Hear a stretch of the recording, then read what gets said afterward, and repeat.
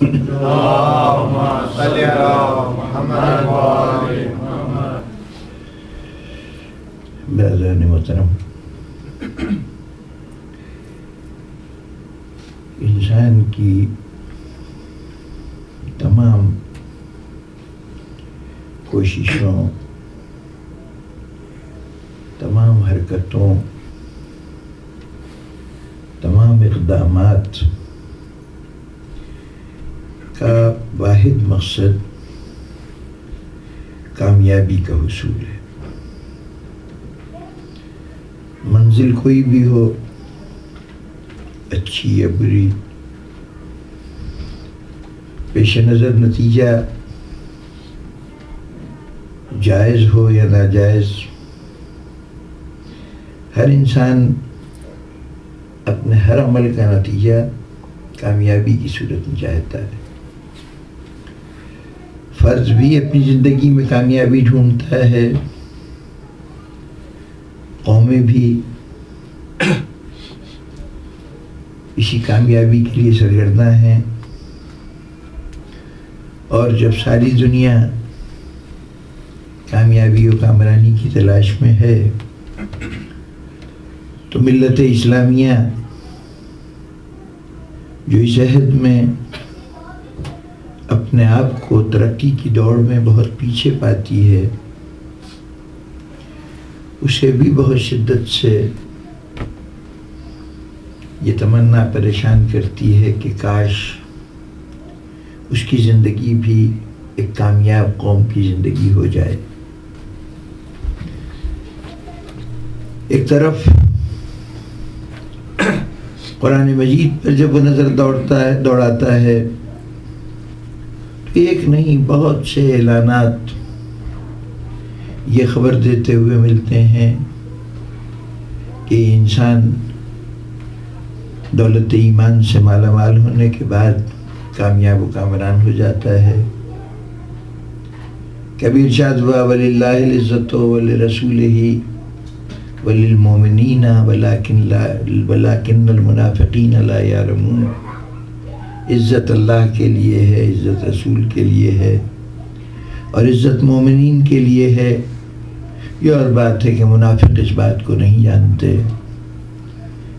کبھی ارشاد ہوا کہ ان الانسان لفی خسر الا الذین آمنوا وعملوا الصالحات۔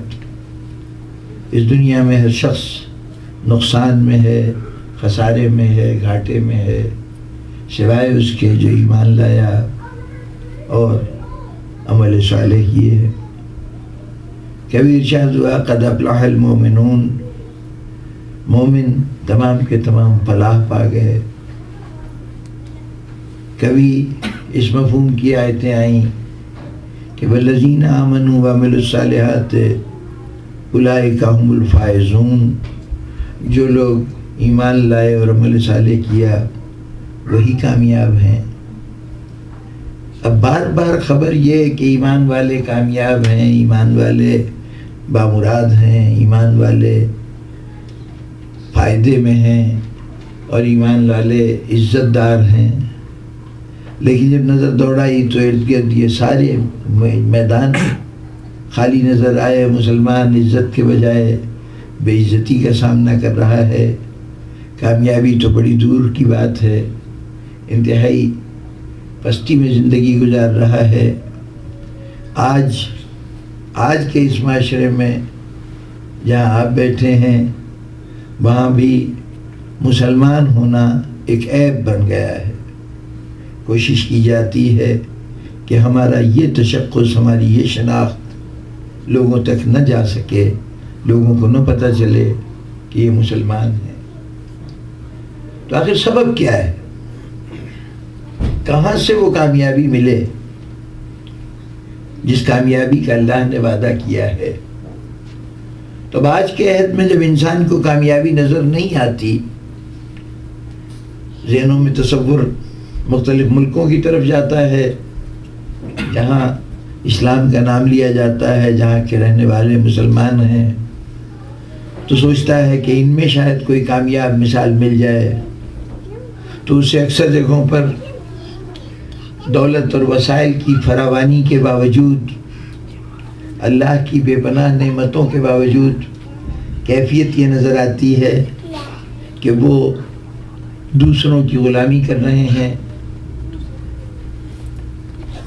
جن کے پاس اقتدار اور اختیار ہے وہ ان سارے وسائل پہ قبضہ کیے ہوئے اپنے اس قبضے کو برقرار رکھنے کی خاطر اپنے قوموں کی آزادی کا سودا کر رہے ہیں۔ کہنے کو اسلام کے نام لیوا ہیں، لیکن اپنے وجود کے لیے کفر کی احسان مندی برداشت کرنا کوئی ان کے لیے معیوب بات نہیں ہے۔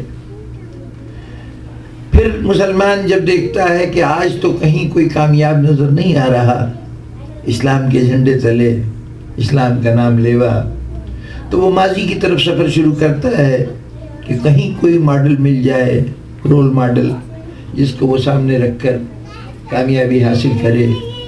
تو جہاں جہاں کامیابی کی کوئی علامت نظر آئی وہیں معلوم ہوا کہ ہاتھ ان کے ظلم سے بھرے ہوئے ہیں، اپنے بھائیوں کے خون سے ہاتھ رنگین ہیں، اپنے باپ کو قید کر کے وہ احترام کے مسندوں پہ جا کے فائز ہوئے ہیں۔ جدھر بھی گئے ادھوری کامیابی، کسی اعتبار سے بھی ایسی صورت نہیں کہ جس پہ فخر کیا جا سکے، ناز کیا جا سکے۔ تو چلتے چلتے پیچھے ہٹتے ہٹتے مسلمان کی نظر اس دور پر پہنچی جسے مسلمان خلافت راشدہ کہتا ہے۔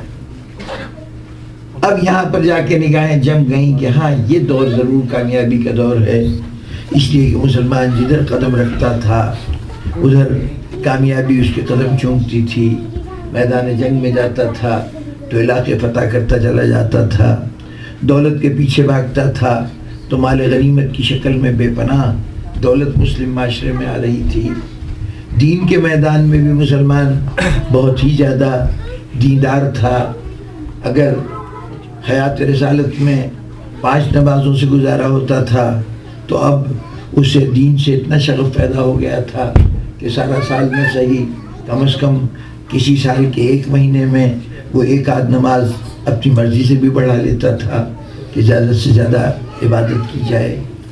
اب دین کے میدان میں بھی انسان کامیابی حاصل کر رہا ہے، دنیا کے میدان میں بھی کامیابی حاصل کر رہا ہے، تو اس کا مطلب ہے کہ اب کامیابی کا راز جو ہے وہ خلافت راشدہ میں موجود ہے۔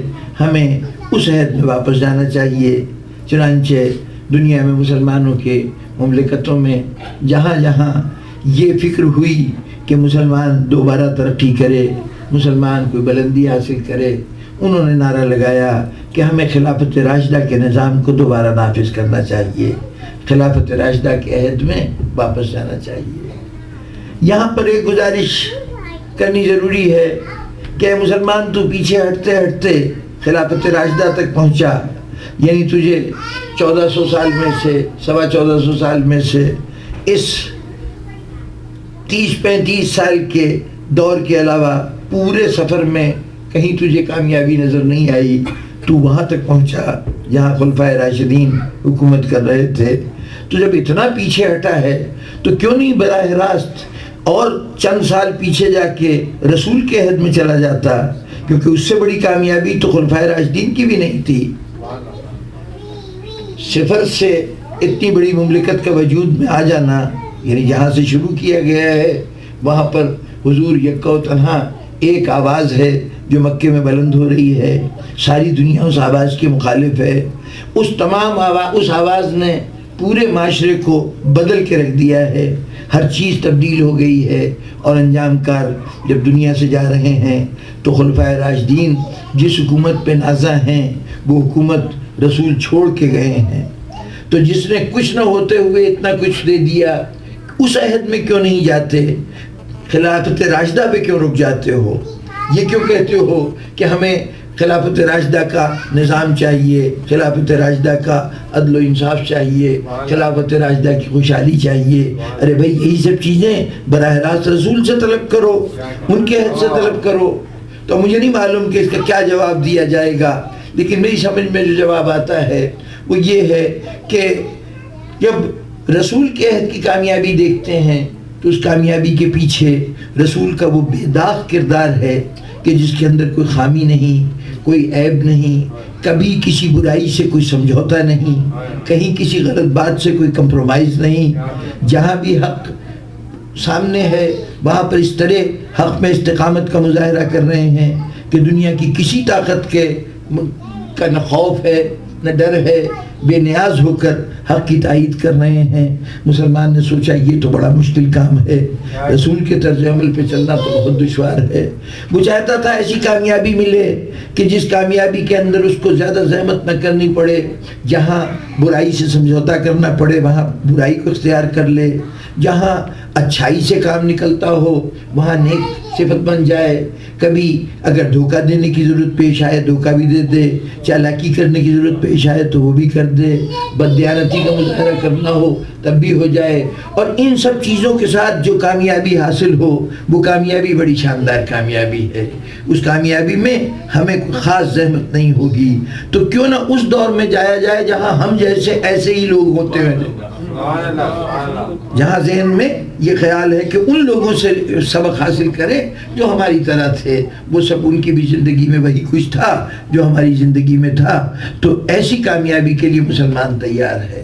لیکن سامعین گرامی، اگر سیدھی سی بات ہے کہ ایک گھر اگر آپ کسی بستر کی چادر کو صاف ستھرا یہ تاثر دینا چاہتے ہیں کہ یہ بستر صاف ہے، تو اگر اجلی چادر سے وہ صاف نظر آتا ہے تو اس پہ داغ دھبے والی چادر بچھا کے آپ چاہیں کہ اس کا بھی اثر وہی پیدا ہو جو اجلی چادر کا ہے، یہ ناممکن سی بات ہے۔ لیکن تھوڑی دیر کے لیے آپ کا یہ سمجھنا کہ خلافت راشدہ کا دور بہترین دور تھا اور اس کے اندر بہترین مسلمانوں نے کامیابی حاصل کی ہے، تو چلیے اگر اس دور کو ہم اپنا رول ماڈل بنا لیں تو کسی کو کیا اعتراض ہے؟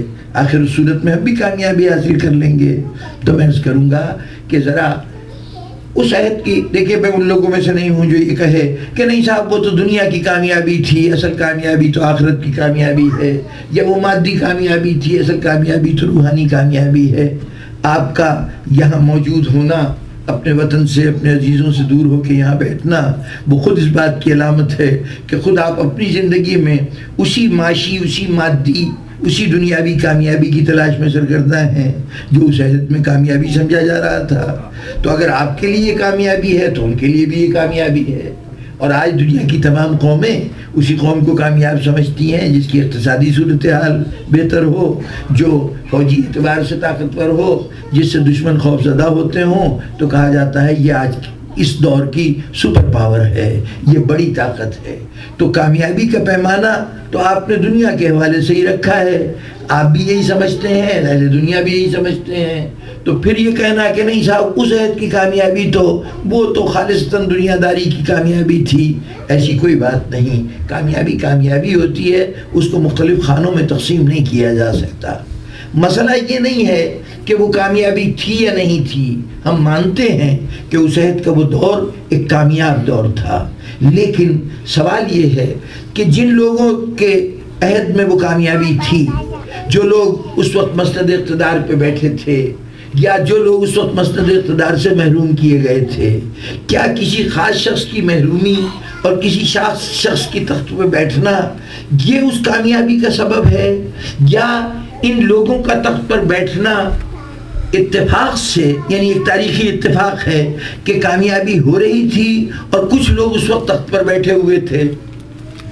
تخت پر بیٹھنا کامیابی کا سبب ہے یا کامیابی کسی اور سبب سے ہے، اور اتفاق سے کچھ لوگ اس وقت اقتدار بھی رکھتے ہیں، سلطنت کے بھی مالک ہیں؟ اس کے اوپر ہمیں ضرور غور کرنا چاہیے۔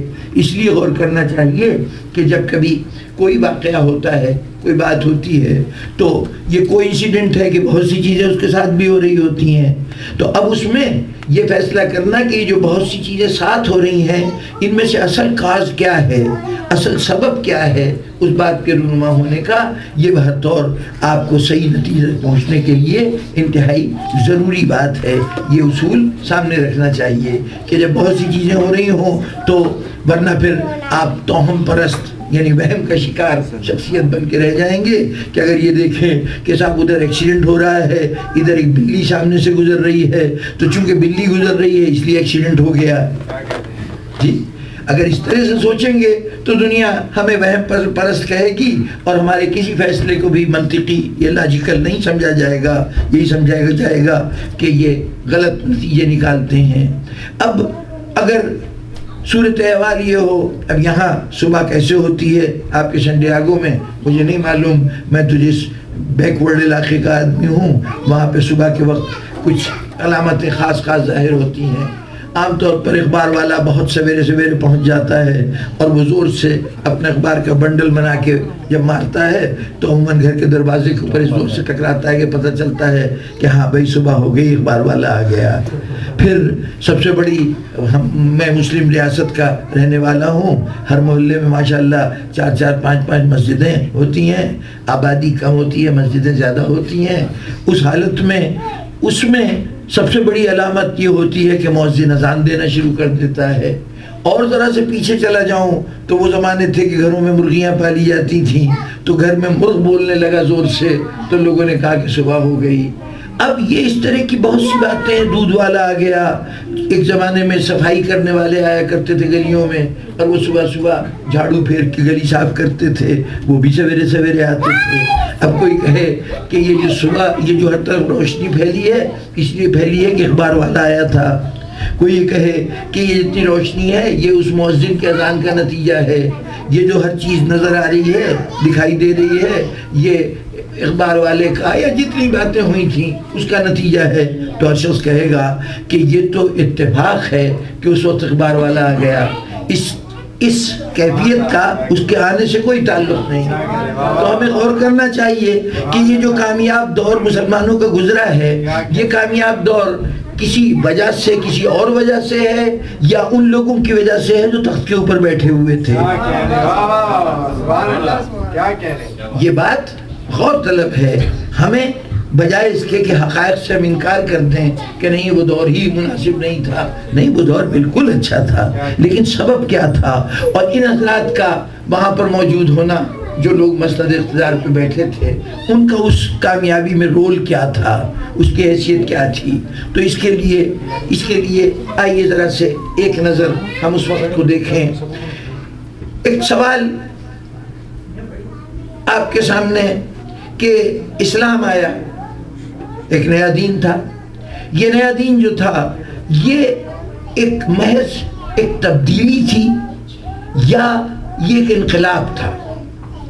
دیکھیے چینج اور ریولوشن میں فرق یہ ہے کہ چینج ہوگی تو چہرے بدل جائیں گے، نظام اسی طرح سے رہے گا، سارے معاملات ویسے ہی رہیں گے.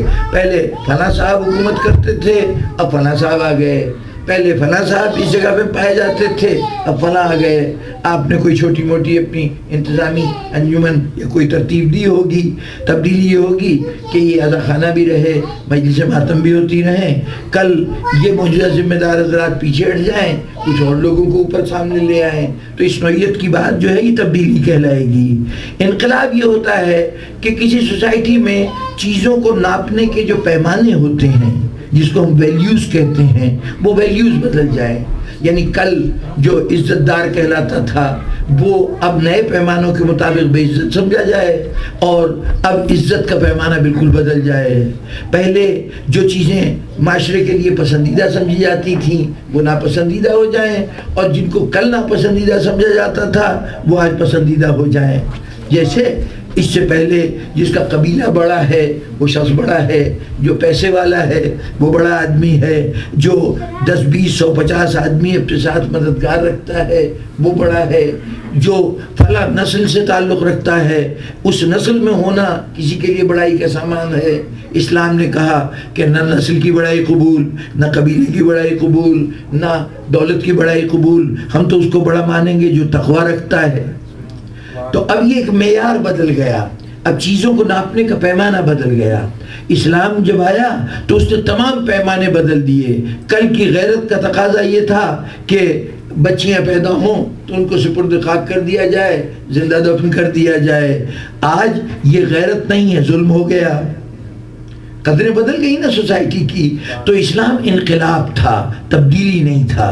اس نے عرب کی ساری کیفیت کو بالکل انقلاب قلب کہتے ہیں پلٹنے کو، یہ جو دل قلب کہلاتا ہے تو اسی لیے کہلاتا ہے کہ ہر وقت یہ دھڑکتا رہتا ہے، تو اس کو یعنی اسی سے لفظ نکلا انقلاب، یعنی پلٹ جائے، جو چیز کل اچھی ہے وہ جو پست ہے بلند ہو جائے، جو بلند ہے وہ پست ہو جائے۔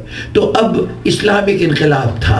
اچھا، اسلام اگر ایک انقلاب تھا تو یہ کوئی معمولی سا کمزور سا انقلاب تھا یا کوئی بہت بڑا انقلاب تھا، کوئی طاقتور انقلاب تھا؟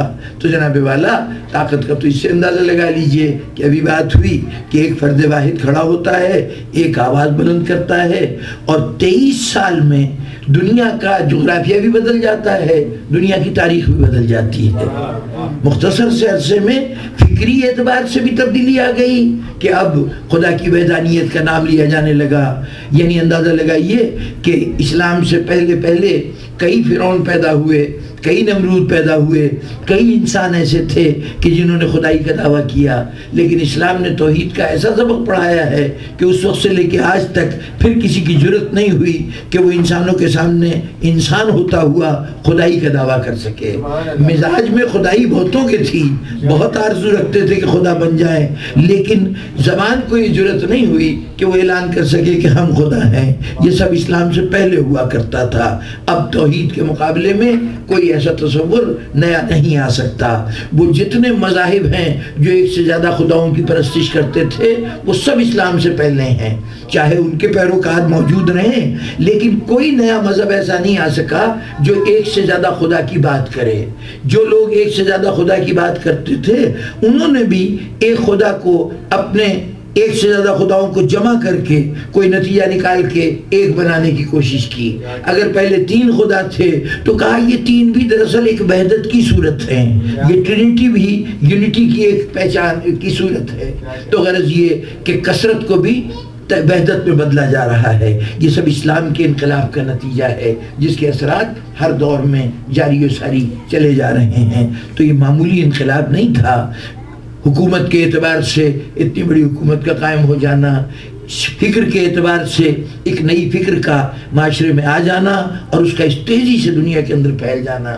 آپ ہی کے یہاں کا ایک شخص ہے مائیکل ہارٹ اس کا نام ہے، اس نے کتاب لکھی تھی 100 people who influenced the history، جنہوں نے تاریخ کو متاثر کیا ہے وہ 100 افراد۔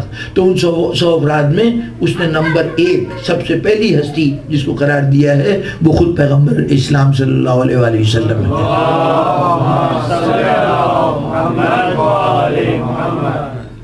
جبکہ حضرت عیسیٰ کو اس نے 4تھے نمبر پہ رکھا ہے کہ ان سے اتنی بڑی تبدیلی نہیں آئی۔ حضرت عیسیٰ سے بھی اوپر حضرت عیسیٰ کے ایک فالوور سینٹ پال کو رکھا ہے کہ اصل میں سینٹ پال کی کوششوں سے عیسائیت پھیلی ہے۔ حضرت عیسیٰ تو دنیا سے گئے تو آلموسٹ ایک ناکام آدمی کی حیثیت رکھتے تھے، یعنی کل عدد 12 عدد فالوورز تھے جو آپ کے خاص سواری تھے، اور ان 12 میں بھی ایک کی تو پوزیشن ایسی تھی کہ جس نے صبح تک 3 مرتبہ انکار کیا ہے حضرت عیسیٰ کے نبوت کا اور ان کے مقام کا۔ یعنی اس نے رومن سپاہی تلاش کر رہے تھے حضرت عیسیٰ کو، گرفتار کرنا چاہتے تھے، تو چونکہ حضرت عیسیٰ کے رات کے ٹھہرنے کی جگہ لوگوں کو معلوم نہیں تھی، ایک درویشانہ زندگی تھی حضرت عیسیٰ کی، تو رات کو کہیں ٹھہر جایا کرتے تھے، تو صرف جو آپ کے خاص ساتھی تھے وہی جانتے تھے کہ حضرت عیسیٰ کے ٹھہرنے کے مقامات کیا ہیں۔ تو یہودا نامی ایک آپ کے ساتھیوں میں سے ساتھی تھا جو ایک رات پہلے تک بڑے زور شور سے حضرت عیسیٰ سے اپنی وابستگی اور محبت کا اظہار کر رہا تھا۔ اس نے 3 پوائنٹس پہ فوجوں کو لے جا کے یہ کوشش کی کہ حضرت عیسیٰ کو گرفتار کروا دیا جائے، اور آخری کوشش میں اب آپ لوگ تو کہتے ہیں کہ وہ گیا تھا حضرت عیسیٰ کو پکڑوانے، لیکن اللہ نے اس کی شکل حضرت عیسیٰ والی بنا دی، اور اس طرح اسی کو پکڑ کے لوگ لے گئے اور صلیب پہ چڑھا دیا، اور حضرت عیسیٰ کو ڈائریکٹ آسمان پر اٹھا لیا گیا۔ لیکن عیسائیوں کے کہنے کے مطابق وہ وہاں پہ پہنچ گیا، یعنی فوجی پہنچ گئے اور حضرت عیسیٰ کو گرفتار کر لیا۔ تو جس نبی کی صورتحال یہ ہو کہ ایک چھوٹی سی جماعت کو دنیا میں چھوڑ کے جائے اور اس میں بھی ایسے خوفزدہ لوگ ہوں کہ وہ صرف اپنی جان بچانے کی خاطر اپنے نبی کی عزت و حیثیت کو تو دور رہا، ان کی جان کو بھی خطرے میں ڈال دیں اور ان کو گرفتار کرانے کی کوشش کریں، تو یہ کسی کامیاب آدمی کی زندگی نہیں ہے۔ اس کے مقابلے میں سینٹ پال نے بڑا کارنامہ کیا کہ عیسائیت کو باقاعدہ سلطنتوں تک پہنچایا، کانسٹنٹائن جو روم کا حکمران تھا اس کو اس نے عیسائی بنایا، اور اس طرح سے عیسائیت دنیا میں پھیلی اور آج فروغ پا رہی ہے۔ تو اس لیے سینٹ پال جو ہے وہ زیادہ اہم ہے حضرت عیسیٰ سے۔ تو غرض یہ اس نے آپ کے نبی کو یہ کہا کہ یہ دنیا کا سب سے زیادہ تاریخ کو متاثر کرنے والی شخصیت ہے۔ ہمارا رسول کسی سینٹ مائیکل کے کسی مائیکل ہارٹ کے کریکٹر سرٹیفکیٹ کا محتاج نہیں ہے کہ وہ کہے کہ یہ سب سے کامیاب تھا تو کامیاب ہے۔ یہ صرف بات کی وضاحت کے لیے عرض کر رہا ہوں کہ کامیابی کی نوعیت یہ ہے کہ اس کامیابی کو مانے بغیر چارہ نہیں ہے، تسلیم کرنا پڑتا ہے۔ اتنا بڑا انقلاب آیا، اتنا بڑا انقلاب آیا۔ اب جب یہ اتنا بڑا انقلاب آیا تو کیا اس انقلاب کی مدت حیات کتنی ہونی چاہیے؟ اتنا بڑا انقلاب ایک بہت بڑی طاقت پیدا کرے گا، ایک بہت بڑی انرجی پیدا کرے گا جو معاشرے کو بدل رہی ہے نا تبدیلی کے لیے۔ دیکھیں وہ میں نہیں جانتا، مجھے خود نہیں آتی تو آپ سے کیا پوچھوں، فزکس میں کچھ قاعدے قانون نیوٹن نے کچھ قانون بتائے تھے جو حرکت کے قانون ہیں، لاز آف موشن۔ اس میں ایک قانون تھا جسے انرشیا اور مومنٹم کا قانون کہتے ہیں کہ جو چیز رکی ہوئی ہے وہ رکی رہے گی، اور جو چیز حرکت میں ہے وہ مسلسل حرکت میں رہے گی۔ اس وقت تک جب تک رکی ہوئی چیز کو حرکت میں لانے کے لیے کوئی اور طاقت استعمال نہ ہو، یا کسی چلتی ہوئی چیز کو روکنے کے لیے طاقت استعمال نہ ہو، جب تک ایکسٹرنل فورس استعمال نہیں ہوگی، نہ رکی ہوئی چیز چل سکتی ہے نہ چلتی ہوئی چیز رک سکتی ہے۔ اب یہ قانون فزکس والے جانے کہ کس حد تک درست ہے یا غلط ہے، لیکن کم از کم آج تک اس قانون کو تو مسلمہ طور پر تسلیم کیا گیا ہے۔ تو جب اس کو تسلیم کیا گیا ہے تو وہ تبدیلی جس نے پورے معاشرے کی صورت کو بدل دیا وہ بغیر طاقت کے نہیں ہو سکتی تھی۔ وہ فورس، کوئی فورس تھی، وہ روحانی فورس کہیے، وہ کردار کی فورس کہیے، کچھ اس کا نام رکھیے، لیکن ایک اتنی بڑی فورس تھی جس نے پوری دنیا کی صورتحال کو بدل دیا، تاریخ کا بالکل رخ تبدیل کر دیا۔ اس فورس کا اس بات سے اندازہ لگائیے کہ اسلام سے پہلے جتنے مذاہب ہیں ان کے ہاں ایک طبقہ نہیں ملتا جسے منافق کہتے ہیں۔ اس منافق کا مسلمانوں میں پایا جانا اسلام کی بھرپور طاقت کی دلیل ہے۔ منافق کون ہے؟ وہ دشمن جو چاہتا ہے کہ یہ تبدیلی جو آ رہی ہے یہ قابل قبول نہیں ہے، وہ اس کو نہیں مانتا، لیکن اس کے باوجود زبان سے کہتا ہے کہ نہیں یہ تبدیلی بالکل درست ہے، یہ جو اسلام آیا ہے یہ بالکل صحیح ہے۔ وہ رسول کو اللہ کا رسول مانتا ہے، ظاہرہ طور پر زبان سے کہہ رہا ہے، دل سے نہیں مانتا۔ یہ اس کو کون سی دشواری تھی کہ جو زبان سے کہہ رہا ہے اور دل سے نہیں مانتا؟ مسئلہ یہ تھا کہ جب تک اس کے دم میں دم تھا اور وہ یہ سمجھتا تھا کہ شاید میری ایفرٹس اسلام کو ناکام کر دیں گی، اسلام کو ختم کر دیں گی، اس وقت تک تو وہ پورے زور سے اسلام کے خلاف لڑتا رہا۔ بدر، احد، خندق، خیبر، یہ سب وہ مقامات ہیں کہ جہاں وہ طاقت صرف کر رہا ہے کہ ہم تو اسلام کو مٹا دیں گے، لیکن جب وہ زبان سے اسلام کا اقرار کرنے پہ آمادہ ہو گیا تو یہ وہ مقام ہے جہاں پر پہنچ کر اس کو سمجھ میں آ گیا کہ میں اسلام کا کچھ نہیں بگاڑ سکتا، اب تو اگر زندہ رہنا ہے تو زبان سے اسلام کرنا پڑے گا۔ تو یہ اسلام کی طاقت کا نتیجہ ہے کہ منافقین کی جماعت پیدا ہوئی ہے۔ اس سے آپ اس کی طاقت کا اندازہ لگا لیجئے۔ اچھا، ایک بہت طاقتور انقلاب اسلام ہے۔ اب ذرا آئیے ایک صورتحال اور آپ کے سامنے رکھوں۔ یہ آج کا انسان دن بدن اپنے آمد و رفت کے جو ذرائع ہیں، جو ٹرانسپورٹیشن کے ذرائع ہیں، اس میں کوشش یہ کرتا رہا ہے کہ کم وقت میں زیادہ سے زیادہ فاصلہ طے ہو سکے۔ چنانچہ وہ پہلے جو ذرائع تھے ان میں حیوانوں کو استعمال کیا گیا، تیز رفتار حیوان استعمال کیے گئے سواری کے لیے کہ فاصلے تیزی سے طے ہو سکیں۔ حیوانوں سے بات مشینوں تک پہنچی اور مشینوں میں چلتے چلتے اب جہازوں کا زمانہ، پچھلی صدی پوری اسی سے مشتمل ہے، اسی پر مشتمل ہے کہ انسان فضا میں پرواز کرنے لگا۔ پھر فضا میں پرواز کرنے کی بھی کیفیت یہ ہوئی کہ اس نے ایسے طیارے بنائے کہ آواز سے تیز رفتار آپ کو ایک مقام سے دوسرے مقام تک پہنچا دیں۔ اب وہ طیارہ بند ہو گیا، کنکارڈ جو یورپ والوں نے بنایا تھا کہ جس کے اوپر موجودہ تمام طیاروں کے مقابلے میں 1/3 وقت لگتا تھا اور فاصلہ طے ہو جاتا تھا. ان دونوں بر اعظموں کے درمیان، یورپ اور امریکہ کے درمیان کنکارڈ طیارے چلا کرتے تھے جو آواز سے تیز رفتار ہوتے تھے. تو اب آواز سے تیز رفتار طیارے بنا لینا انسان کا بہت بڑا کارنامہ ہے. ایسے طیاروں کو اڑا لینا یہ بھی بہت بڑا کارنامہ ہے.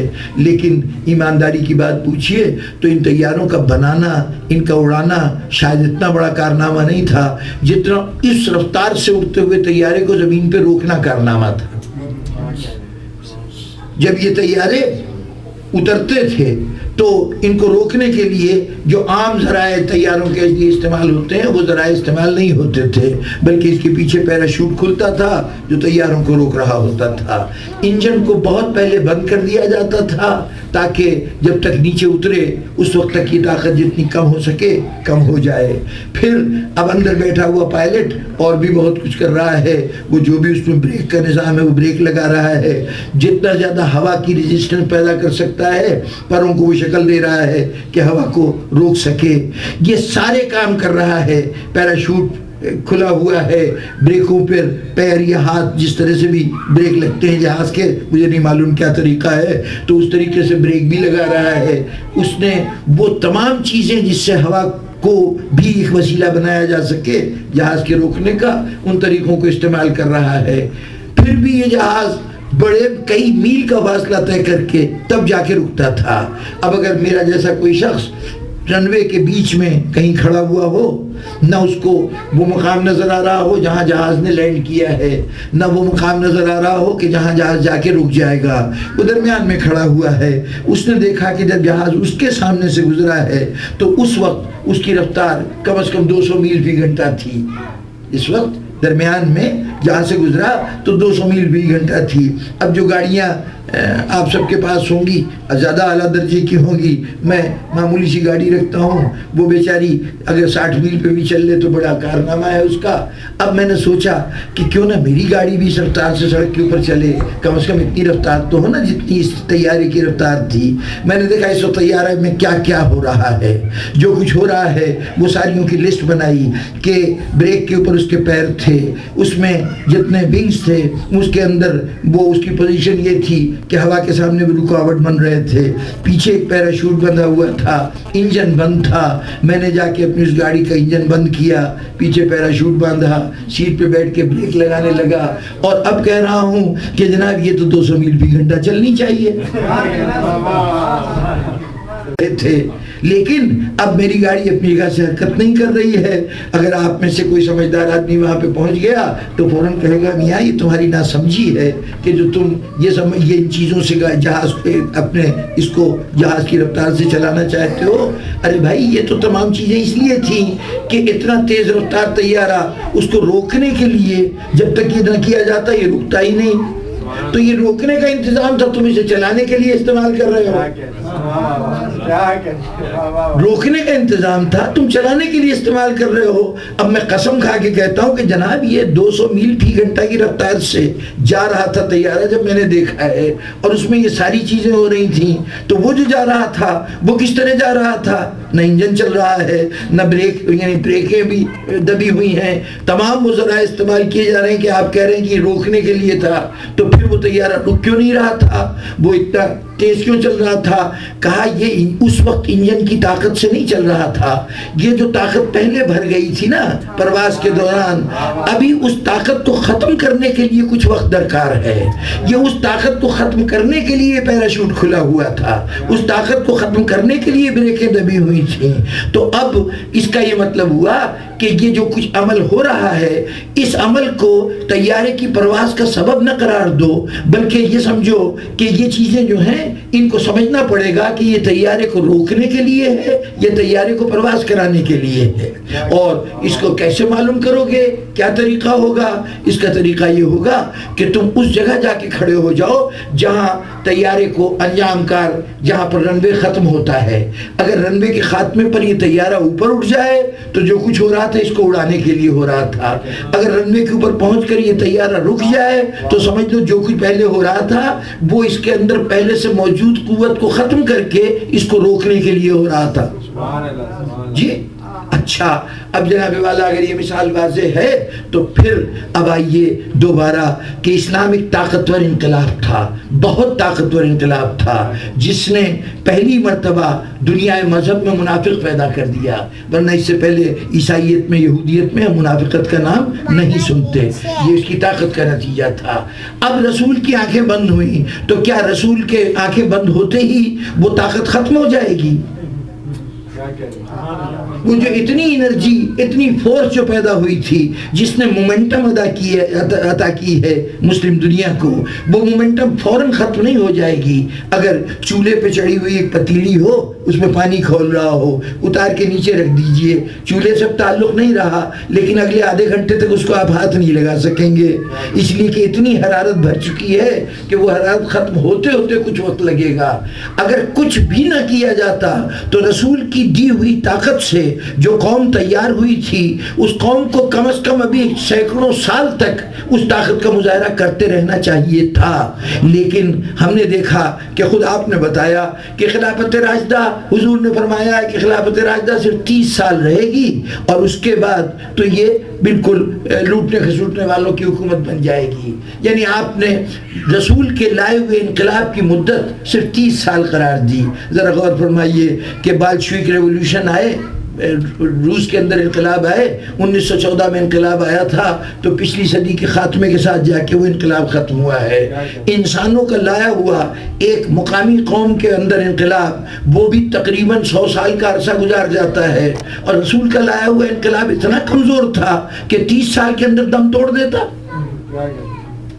یہ 30 سال کے اندر دم توڑ اس لیے دیا گیا ہے، اتنی دیر میں یہ اسلام ختم اس لیے ہو گیا ہے کہ آپ نے جن لوگوں کو ڈرائیونگ سیٹ پہ بیٹھے دیکھا ہے وہ اس کو اڑانے کی کوشش نہیں کر رہے تھے، اس کو روکنے کی کوشش کر رہے تھے.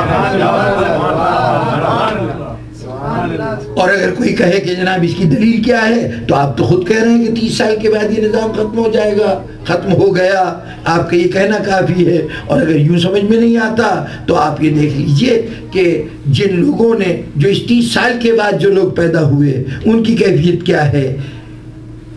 آپ نے خلافت راشدہ کو سنہرا دور قرار دیا.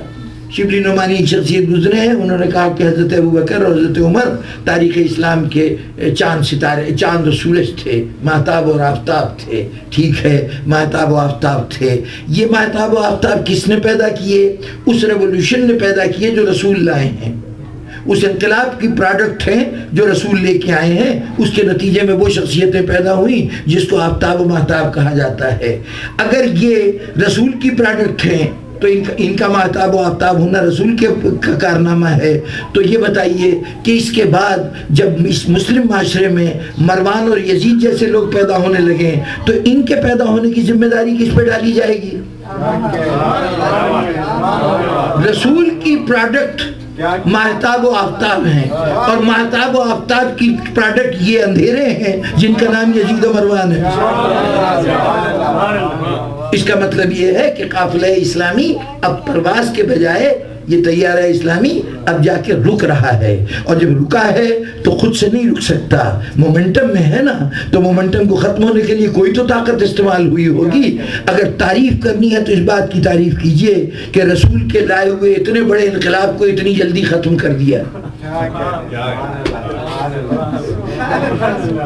ظاہر ہے کہ اس مومنٹم کو اگر کہ آپ قائل ہیں، دنیا کا کوئی شخص نہیں مان سکتا اگر تھوڑا بہت بھی سوشیالوجی کے اوپر اس کی نظر ہے اور وہ تاریخی ارتقاء کے مختلف مراحل سے واقف ہے، تو کوئی مان نہیں سکتا کہ اتنا بڑا ریولوشن اس کے بعد ارے یہاں پر آپ مٹی کا مادھو بھی بٹھا دیتے، یعنی ایک بت بنا کے کوئی رکھ دیا جاتا تخت کے اوپر، تب بھی اسلامی معاشرہ کچھ نہ کچھ اس کے اندر یعنی ڈیولپمنٹ ہوتی رہتی. اس لیے کہ رسول نے ایسے راستے پہ ڈال دیا تھا کہ وہ راستہ کامیابی کا راستہ تھا، وہ بڑائی کا راستہ تھا. یہ تو تم نے روک لیا، ورنہ یقیناً اس میں اتنی صلاحیت تھی کہ کئی صدیوں تک یہ اپنی انٹرنل فورس سے آگے بڑھ سکتا تھا اگر اس کو داخلی طور پر روکنے کی کوششیں نہ کی جاتی. اب اگر ذہنوں میں یہ خیال ہو کہ جناب اگر اسلام اس وقت ختم ہو گیا ان کوششوں کے نتیجے میں تو پھر تو آج ہم جس دور میں رہ رہے ہیں یہ دور تو پھر کفر کا دور ہوا، زمانہ جاہلیت ہوا، اب وہ اسلام گیا کہاں؟ رسول لائے تھے، مخالفین نے کوشش کی کہ رک جائے اور انہوں نے روک دیا، اور اب گویا اسلام کا وجود ختم ہو گیا۔ اب یزیدوں کا دور ہے، اب مروانوں کا دور ہے، ابو سفیانوں کا دور ہے، یہ کہا جائے گا، یعنی میری گفتگو سے یہ نتیجہ نکالا جائے گا۔ تو وہاں ایک مثال سے بات واضح ہوئی تھی، ذرا اپنے ہی علاقے کی ایک اور مثال آپ حضرات کی خدمت میں گوش گزار کر دوں۔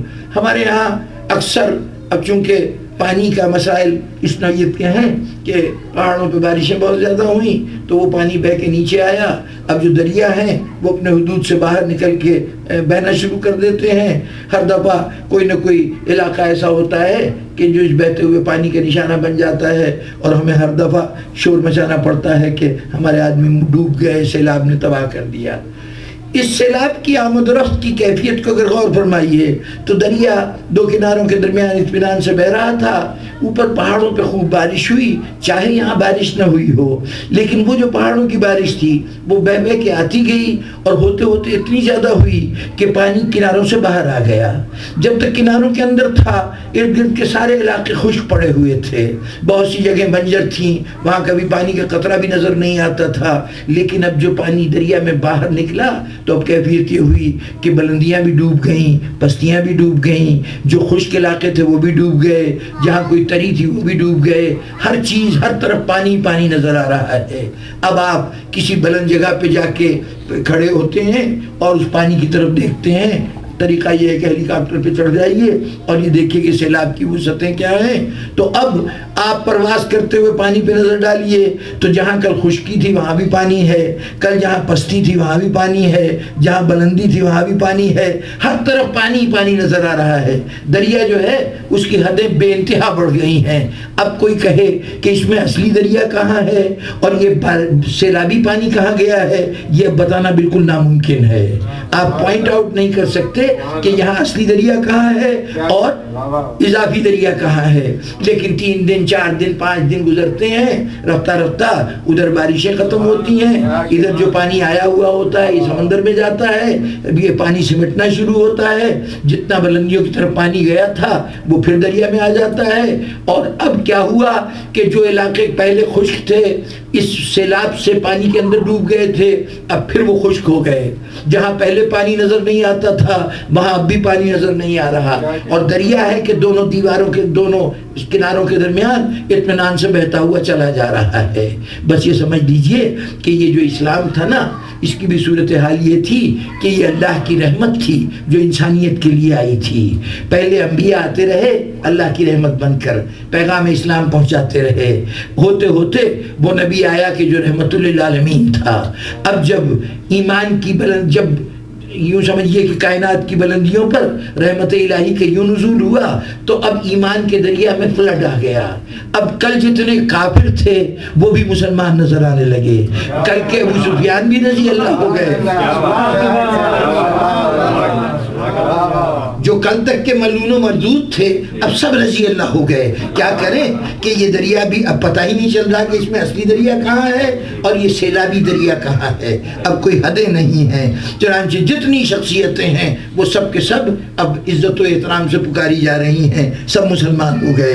لیکن جیسے ہی یہ سیلاب کم ہوا تو کیا ہوا، وہ ابو سفیان یزید بن کر پھر اسی طرح سے بنجر و ویران ہو چکا تھا۔ جہاں کفر تھا وہاں کفر نظر آنے لگا، اور جہاں ایمان تھا وہاں ایمان نظر آنے لگا۔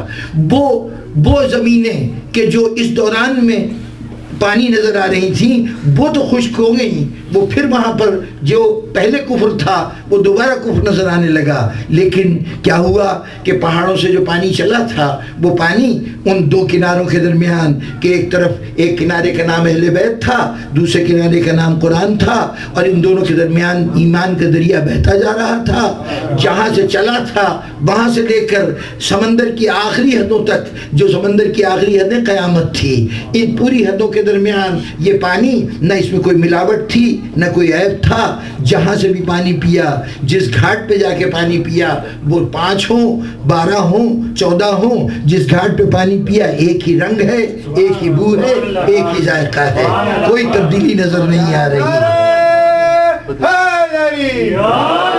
نعرہ صلوات، اللہم صلی علی محمد و آل محمد۔ اور یہ ضمناً کہہ دوں کہ یہیں پر یعنی اسی سیلاب میں صورتحال یہ ہوتی ہے کہ یہ پانی جو پھیلتا ہے نا دریا سے، تو جہاں اونچی جگہ ہوتی ہے وہاں سے تو بہہ کے واپس دریا میں آتا ہے، چلا جاتا ہے، لیکن کہیں کہیں ایسا ہوتا ہے کہ کوئی نشیبی زمین آ جاتی ہے، کوئی نچلا حصہ آتا ہے، وہاں جو پانی گیا تو اب وہ پلٹ کے نہیں آ رہا، وہیں پہ رہ گیا، وہاں پہ رہا تو اب چونکہ اصل دھارے سے رشتہ ٹوٹ چکا ہے، نتیجتاً کچھ دن کے بعد اس میں کیڑے پیدا ہونے شروع ہو جاتے ہیں، بدبو آنے لگتی ہے، وہی پانی انسان کی زندگی کے لیے خطرہ بن جاتا ہے۔ بس یہ سمجھ لیجئے کہ اس وقت جو اسلام کا سیلاب آیا تھا کچھ جوہڑوں میں پھنس گیا، جن جوہڑوں میں پھنسا وہاں آج اتنی بدبو پیدا ہوئی ہے کہ اب اسلام وہ اسلام نہیں کہلا رہا، دہشت گردی کہلا رہا ہے۔ تو اب جناب والا صورت احوال یہ ہے کہ مسلمان کو یہ کامیابی کا نسخہ ڈھونڈتے ہوئے یہ دیکھنا چاہیے کہ کہیں سیلابی مسلمان کے پاس تو نہیں پہنچ گئے، اس ایمان کو تو نہیں گلے سے لگا رہے جو کسی جوہر میں پھنسا ہوا ہے۔ تمہیں اصل دھارے سے ہی جو پانی ملے گا وہی تمہاری سیرابی کا باعث ہوگا، وہی تمہارے حیات کا ضامن ہوگا۔ اب کیسے پہچانو کہ یہ سیلابی مسلمان ہے یا وہی مسلمان ہے کہ جو اللہ کے رسول نے جس اسلام کو بھیجا تھا یہ وہ اسلام ہے جس میں کامیابی کی ضمانت دی گئی ہے، جس میں کہا گیا تھا کہ خسارہ تمہیں نہیں ہوگا تمہارے مخالفوں کو ہوگا، جس میں کہا گیا تھا کہ تم فلاح یافتہ ہو۔ تو وہ ایمان یہ ہے یا یہ وہ سیلابی ایمان ہے کہ جس کے اندر سڑاہین پیدا ہو جائے گی، بدبو پیدا ہو جائے گی؟ تو اس کا سیدھا سا پیمانہ یہ ہے کہ وہ جو تھا وہ جو ایمان تھا جو رسول لے کے آئے تھے، اس ایمان کو اللہ نے یہ کہا تھا کہ وَمَا أَرْسَلْنَاكَ إِلَّا رَحْمَةً لِّلْعَالَمِينَ، ہم نے جس نبی کو بھیجا ہے اس کا بھیجنا ہی تمہارے لیے رحمت ہے، تمہارے 2-4 کے لیے نہیں، پورے عالمین کے لیے رحمت ہے۔ بس جہاں اسلام لوگوں کے لیے رحمت کا باعث ہو سمجھ لو یہ اصل دھارے کا اسلام ہے، اور جہاں اسلام معاشرے کے لیے زحمت کا باعث ہو سمجھ لو کہ یہ سیلابی اسلام ہے۔ جہاں اسلام نفرتوں کا پیغام دے، خونریزیوں کا پیغام دے، خون بہانے کی بات کرے، دہشت گردی کی بات کرے، سمجھ لینا کہ یہ اس کا اسلام نہیں ہو سکتا جو رحمت للعالمین تھا، جس کا وجود پوری دنیا کے لیے باعث سکون تھا، باعث اطمینان تھا۔ اگر آپس میں لڑتے ہوئے کفار میں رسول کا قدم آ جاتا تھا تو فوراً کہتے تھے کہ اب ہمارا جھگڑا ختم ہو گیا، اب ہمارے اختلاف دور ہو گئے۔ کتنے موقع آئے ہیں کہ کفار ایک دوسرے کے خون کے دشمن ہونے جا رہے تھے، رسول آ گئے تو اب اطمینان ہو گیا کہ یہ وہ ذات آ گئی ہے کہ اس کی موجودگی میں فساد کا امکان نہیں ہے۔ حضرت اسود کے نصب کرنے کا واقعہ نگاہوں میں ہے نا کہ ابھی اعلان رسالت نہیں ہوا، ابھی نبی نے اپنے رحمت للعالمین ہونے کا صحیح جلوہ دکھایا نہیں ہے، اس وقت بھی لوگوں کو احساس ہو رہا ہے کہ یہ ہم سے مختلف ذات ہے، یہ ہم سے الگ کوئی چیز ہے۔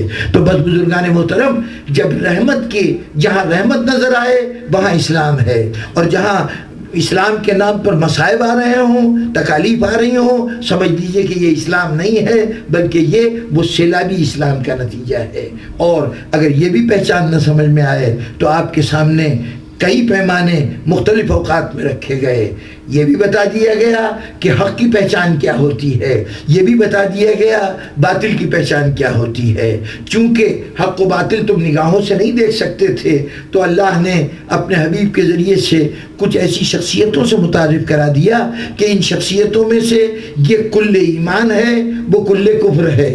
جہاں کل کفر نظر آئے سمجھ لینا کہ وہ اگر مسلمان بھی ہے تو سیلابی مسلمان ہے، اور جہاں کل ایمان نظر آئے تو یہ شخصیت تمہیں بتا دے گی کہ یہاں پر ایمان ہے، یہاں حق پہ ہے۔ کبھی ارشاد فرما دیا کہ یہ حق کے ساتھ ہے، حق اس کے ساتھ ہے، جدھر یہ مڑتا ہے حق بھی ادھر اپنے رخ کو موڑ لیتا ہے۔ تو پہچان میں تو کوئی دشواری نہیں ہونی چاہیے تھی نا، لیکن اب کیا کریں کہ ہم نے ان پہچان کی کسوٹیوں سے بھی اپنا تعلق توڑ لیا ہے۔ تو ایسی صورت میں تباہی تمہارا مقدر ہے، تم جانو اور تمہارا یہ سو کارڈ اسلام جانے۔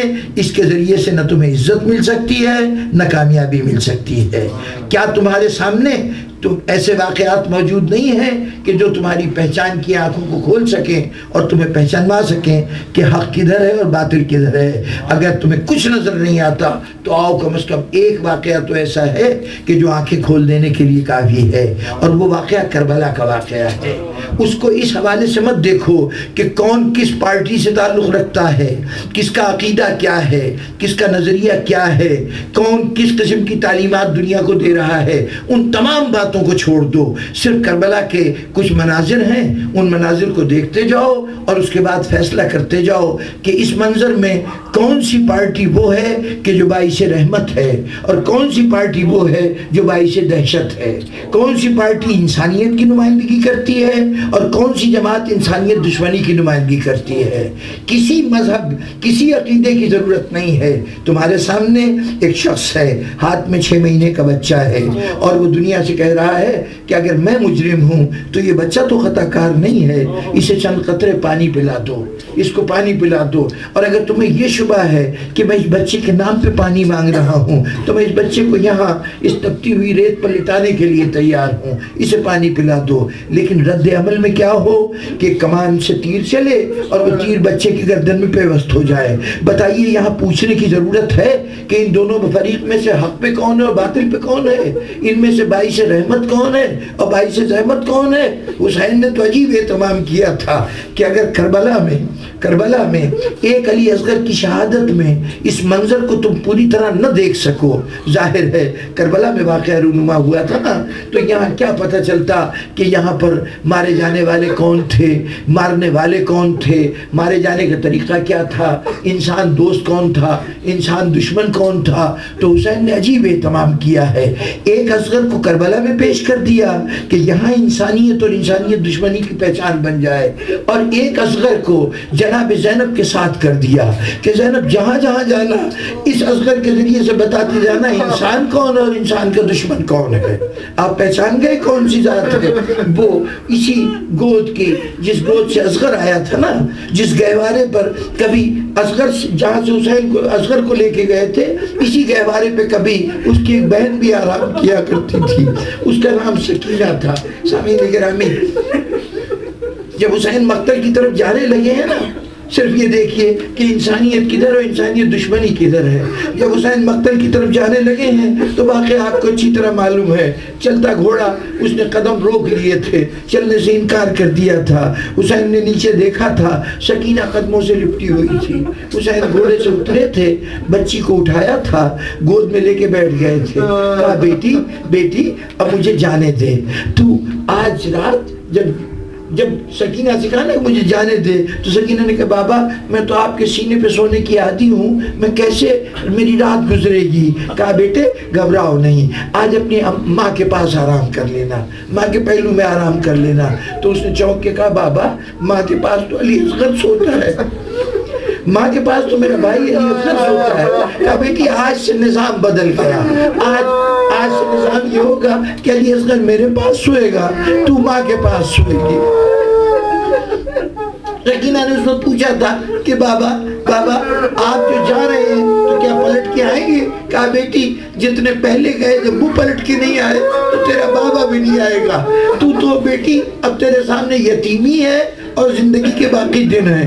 اب سکینہ کی ڈکشنری میں یہ یتیمی کا لفظ بالکل اجنبی لفظ تھا، اس نے آج تک یتیم کا لفظ نہیں سنا تھا۔ پوچھا بابا یہ یتیم کیا ہوتا ہے، یتیم کیا ہوتا ہے؟ تو حسین نے گریبان تھوڑا سا پھاڑ دیا تھا، زمین سے مٹی اٹھائی تھی، سکینہ کے سر پہ ڈال دی۔ بیٹی یہ یتیمی کی علامتیں ہیں، یتیمی کی علامتیں ہیں۔ سکینہ سوچتی رہی بابا نے ایک عجیب چیز دکھائی ہے، یہ یتیمی ہوتی ہے، سر میں خاک ہوتی ہے، گریبان چاک ہوتے ہیں۔ اتنے میں کچھ دیر کے بعد سکینہ نے کچھ اجنبیوں کو دیکھا جو آگے بڑھے، کسی نے سکینہ کے کان سے گوشوارے چھینے، کسی نے منہ پہ تماچے مارے۔ سکینہ مقتل کی طرف گئی، بابا کیا یہ بھی یتیمی کا حصہ ہے؟ کیا یہ تماچے کھانا بھی یتیمی کا حصہ ہے؟ زمین گرامی بات میری ختم ہوئی، لیکن سکینہ یتیمی کے نئے نئے رنگ دیکھتی گئی کہ اگر کبھی باپ یاد آتا روتی تھی تو منہ پہ تماچے پڑنے لگتے تھے۔ وہ سمجھ جاتی تھی یہ بھی یتیمی کا حصہ ہے۔ ہوتے ہوتے کوفے کے بازار سے گزری، ابن زیاد کے دربار سے گزری، دمشق کے بازار سے گزری، یزید کے پاس پہنچی۔ یزید کے دربار میں ایک مسخرہ، ایک کلاؤن یزید کو خوش کرنے کے لیے تماشے کر رہا تھا۔ یزید ایک مرحلے پہ خوش ہوا، اس نے کہا کہ مانگ کیا مانگتا ہے، اس سے طلب کر کیا طلب کرتا ہے۔ اس نے ایک مرتبہ دیکھا ایک طرف قیدی کچھ کھڑے ہوئے تھے، اس پہ ایک چھوٹی سی بچی کھڑی تھی۔ اس نے کہا یہ بچی مجھے دے دے، میری خدمت کیا کرے گی۔ جیسے ہی اس نے ہاتھ اٹھایا کہ یہ بچی مجھے دے دے، میری خدمت کرے گی، سکینہ نے حیران ہو کے پھوپھی کی طرف دیکھا، پھوپھی اماں کیا یہ بھی یتیمی کا حصہ ہے؟ کیا یتیم دوسروں کی کنیز بن جاتے ہیں؟ زینب نے آگے بڑھ کے کہا بیٹی ایسا نہیں ہو سکتا، زینب کی زندگی میں ایسا نہیں ہو سکتا۔ فوراً مخاطب ہوئے اے شخص یہ بتا کہ تو مسلمان ہے؟